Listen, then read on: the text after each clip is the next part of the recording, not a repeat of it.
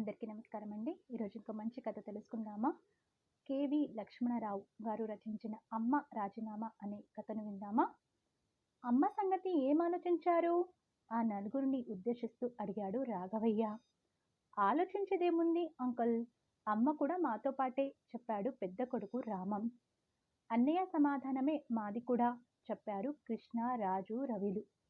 బాగుందిరా, నలుగురు మీ మీ ఉద్యోగాల రీత్యా పట్నంలో ఎక్కడెక్కడో ఉంటున్నారు. ఏ ఇద్దరు ఒక్కచోట ఉండట్లేదుగా. అయితే ఏమిటి అంకుల్? రాఘవయ్య కేసి చూస్తూ అడిగారు ఆ నలుగురు అన్నదమ్ములు. అదేనరా, అమ్మను ముందుగా ఎవరు తీసుకెళ్తారు? సూటిగా ప్రశ్నించాడు రాఘవ. ఆమె నలుగురు కొడుకులు ఏమి చెబుతారా అన్నట్టుగా గదిలో నుండి కిటికీలో నుంచి బయటకు చూస్తూ అనుకుంది పార్వతమ్మ. తన భర్త బతికి ఉంటే తనకి స్థితి పరిస్థితి దాపురించేదా? సరిగ్గా 10 రోజుల క్రితం భుజంగం గుండెపోటుతో చనిపోయాడు. భుజంగం, పార్వతమ్మలకు నలుగురు కొడుకులు. భుజంగం చేసేది ఆఫీస్లో చిన్నపాటి గుమస్తా ఉద్యోగం. జీతం తక్కువ, ఖర్చులు బాధ్యతలు ఎక్కువ. అయినా భుజంగం డబ్బు కోసం ఎప్పుడూ ఎవరినీ చెయ్యి చాచింది లేదు. తమకున్న దాంట్లోనే సర్దుకుపోయే తత్వం భుజంగానిది. రాఘవయ్య భుజంగం కంటే పై స్థాయిలో ఉన్న ఉద్యోగి. ఆయనకు 2 పిల్లలు. అంతో ఇంతో ఆస్తి కూడా ఉంది. అయినా అప్పులు ఆయనకు తప్పలేదు. భుజంగం అప్పు లేనివాడు అధిక సంపన్నుడన్న పెద్దల మాట నిన్ను చూస్తే నిజమనిపిస్తుందయ్యా అని అప్పుడప్పుడు రాఘవయ్య అంటుండేవాడు. నాదేముంది సార్, ఎవరి పిడికిలి ఎంతో అంతే డబ్బు చేతికి దక్కుతుంది. సంపాదనకి అంతేముంది సార్, సంతృప్తిగా ఉండాలే గాని, నవ్వుతూ అనేవాడు భుజంగం. భర్త ఎంత సంపాదించినా భార్య ఒబ్బిడి చేస్తేనే సంసారం సాఫీగా సాగుతుంది. లేకపోతే ఇబ్బందులు తప్పవని భుజంగం ఉద్దేశం. అందుకు ఆ క్రెడిట్ అంతా పార్వతమ్మ దేనని భుజంగం ప్రగాఢ నమ్మకం. పెద్దాడిపై చదువుకు పార్వతమ్మ తన నగలను ఇచ్చింది. చిన్నాడి చదువులకు పుట్టింటి వాడిచ్చిన పొలం ఇచ్చింది. మిగతా 2 చదువులకు భుజంగం ఉద్యోగంపై PFలో లోన్ పెట్టాడు. అలా వారి తహతకు మించిన చదువులు చదివించారు.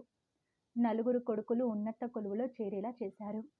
ఉన్నదంతా పిల్లల భవితపై ఊడ్చేసి ఆ దంపతులు మాత్రం అద్దె ఇంట్లో కొలువు తీరారు. వాళ్ళిద్దరికీ రేపెలా బ్రతకాలన్న భయం లేదు. ఉన్నత ఉద్యోగాల్లో కొలువుదీరిన కొడుకులున్నారన్న కొండంత భరోసా ఉంది కాబట్టి. కానీ కాలం ఎప్పుడూ ఒకేలా సాగదు. అకాలంగా అకారణంగా కొన్ని పనులు చేసుకుపోతుంది. అదే భుజంగం మరణం. ఇప్పుడు పార్వతమ్మ ఒంటరి. నలుగురి కొడుకుల్లో ఎవరో ఒకరి పంచాన చేరాల్సిన పరిస్థితి.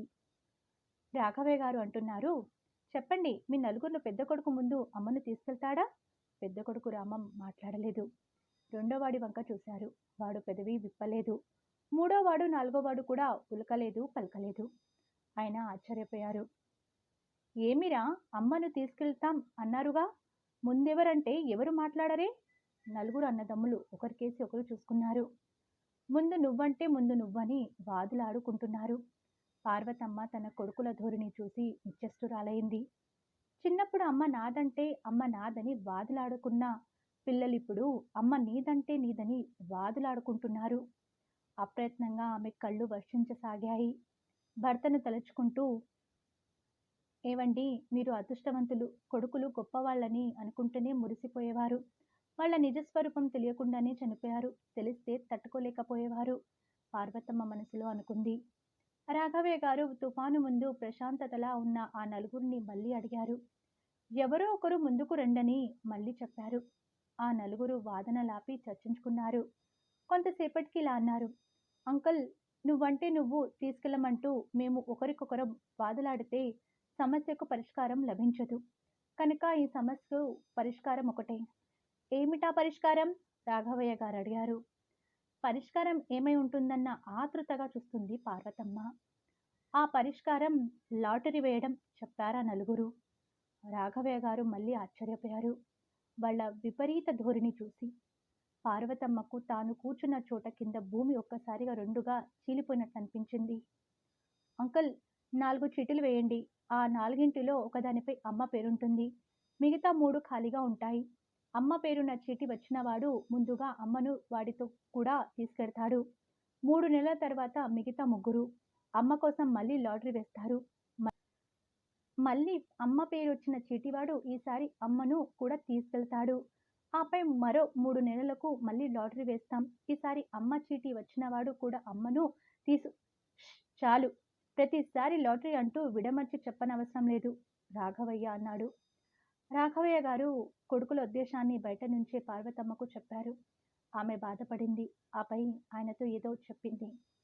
కొంతసేపటికి నలుగురు కొడుకుల ఇష్టప్రకారమే రాఘవయ్య గారు లాటరీ వేశారు. పార్వతమ్మ కిటికీలో నుండి బయటకు చూస్తూనే అంతా గమనిస్తుంది. ఆ నలుగురు చీటీలు తీశారు. పెద్ద కొడుకు రామం అయితే చేతులు వణికిస్తూ చీటీ తీశాడు. భార్య మాటలు గుర్తుకొచ్చాయి. అమ్మ పేరున్న చీటీ వస్తే మిమ్మల్ని వదిలేన పోతాను గాని ఆవిడను మనతో తీసుకెళ్లేందుకు ఒప్పుకోను అని ఖరాఖండిగా చెప్పేసింది. అదే టెన్షన్తో చీటీ తీశాడు. అమ్మ అని లేదు. చీటీ ఖాళీగా ఉంది. అమ్మయ్య అనుకుంటూ తేలిగ్గా ఊపిరి పీల్చాడు. భార్య చేతిలో సేఫ్ అని సంతృప్తి చెందాడు. రెండో కొడుకు ఆత్రంగా చీటీ తీశాడు. అమ్మ అని రాలేదు. ఆహా, నేను సేఫ్ తన అన్నతో మెల్లగా అన్నాడు. రాఘవయ్య గారు నలుగురిని గమనిస్తున్నాడు. మూడోవాడు చీటీ తీశాడు. అమ్మ అని వచ్చిందా అడిగారు మిగతా సోదరులు. ఆహా, నాకు అమ్మ చీటీ రాలేదోచ్ ఉండబట్టలేక పైకి అనేశాడు మూడోవాడు. చిచ్చి, నా కొడుకులింత నీచులా పార్వతమ్మ గదిలో నుండి గమనిస్తూనే అనుకుంది. రాఘవయ్యను అమ్మపై చూపుతున్న అనుచిత ప్రవర్తన ఇబ్బంది పెడుతుంది. నాలుగోవాడు అదే మా చివరి తమ్ముడు అమ్మను ముందుగా తీసుకెళ్తాడంకల్. నాలుగోవాడు చీటీ తీసి చూడకముందే తేల్చి చెప్పేశాడు పెద్ద కొడుకు రామం. కంగారు పడకు, వాడు చీటీ చూసి మాట్లాడు చెప్పారు రాఘవయ్య. నాకు అమ్మ అని రాలేదోచ్ నాలుగోవాడు వెర్రి ఆనందంతో అరుస్తూ అన్నాడు. ఈసారి ఈ హఠాత్ పరిమాణానికి అన్నదమ్ములు నలుగురు నిశ్చేష్టులయ్యారు. అదేంటి, అమ్మ అని ఎవరికి రాలేదే అడిగారు ఆ నలుగురు. అప్పుడు రాఘవయ్య, మీ అమ్మని అడగండి అంటూ లేచి వెళ్ళారు. నలుగురు అమ్మ వద్దకు వెళ్ళారు. ఎందుకలా చేశావమ్మా అడిగారు. ఈసారి అమ్మను లాటరీ వేశారు. రేపు వేలం వేయరని గ్యారెంటీ ఉందా? పార్వతమ్మ నలుగురి కొడుకులను సీరియస్గా చూస్తూ అడిగింది. వాళ్ళు సమాధానం ఇవ్వలేరు. ఒరేయ్, పురాణ కాలంలో పరశురాముడు తండ్రి చెప్పాడని తల్లిని చంపాడు. తండ్రి వరం కోరుకోమంటే ఆ తల్లినే తక్షణం కావాలన్నాడు. ఎందుకో తెలుసా? అమ్మ లేని జన్మ అర్థం లేనిది, వ్యర్థమని. అమ్మే అన్ని అని పరశురాముడికి తెలుసు కనుక ఎవరికైనా దెబ్బ తగిలినా బాధ కలిగినా అమ్మ అని అంటారు. అలా అనే అర్హత కూడా మీకు లేదురా. ఎందుకో తెలుసా? ఆ అమ్మనే బాధ పెట్టిన బడుద్దాయిలు మీరు కనుక. అమ్మను లాటరీ వేసే స్థాయికి ఎదిగారు మీరు. కానీ నేనింకా మీ స్థాయికి దిగజారను కూడా. మీకు పాఠం నేర్పిన అమ్మనురా. నాకు బతకడం కష్టం కాదు. కానీ మీకు పిల్లలున్నారు. వాళ్ళు కూడా పెద్దవాళ్ళు అవుతారు. అప్పుడు నా దుస్థితే మీకు తప్పక వస్తుంది. శ్రీరాముడు దేవుడైనా చెట్టుచాటుగా నిల్చొని వాలిని చంపినందుకు మరో జన్మలో కృష్ణునిగా ఉన్నప్పుడు బోయవాని చేతిలో గాయపడ్డాడు. ఆ దేవునికే తప్పు చేసినందుకు శిక్ష తప్పలేదు. మనుషులైన మీరెంత, మీ బ్రతుకులెంత. మీకు శిక్ష పడి తీరుతుంది. ఈ క్షణమే మీ అమ్మ రాజీనామా చేసింది. నేను తలుపులు వేసి పావుగంటకు తీస్తాను. అప్పుడు ఇక్కడ మీలో ఒక్కరున్నా ఈ అమ్మలో అమ్మోరును చూస్తారు అంటూ పార్వతమ్మ సీరియస్గా తలుపులు మూసింది. సరిగ్గా పావుగంటకు తీసింది. ఏ ఒక్కరూ అక్కడ లేరు. మీకు ఈ కథ నచ్చితే లైక్ చేయండి, షేర్ చేయండి. మరిన్ని మంచి కథల కోసం మన ఛానల్ని సబ్స్క్రైబ్ చేసుకోండి. ధన్యవాదములు.